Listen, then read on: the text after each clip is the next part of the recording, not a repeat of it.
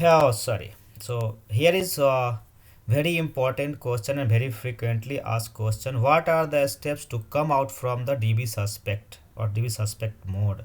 So every time every interviewer asked about this. Okay. So here are various steps like six steps. Okay.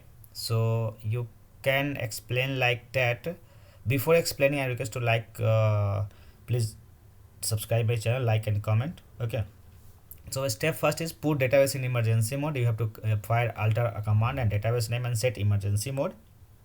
Check database integrity. That is dvcc command you have to call along with the database name.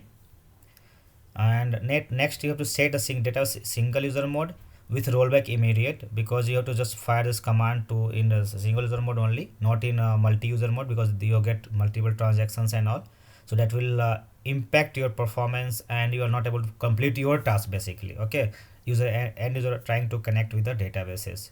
Next step is repair data with allow database loss, because you don't know where and how the data page is corrupted and all, so you have to allow this loss. Okay, bring database in multi-user after getting the accurate messages and all, so you can just alter database, set database name, set multi-user, and then bring it online. So these are the six steps that will help you to come out from the database suspect mode. So hope you like this answer and keep it in practice. Thank you for watching.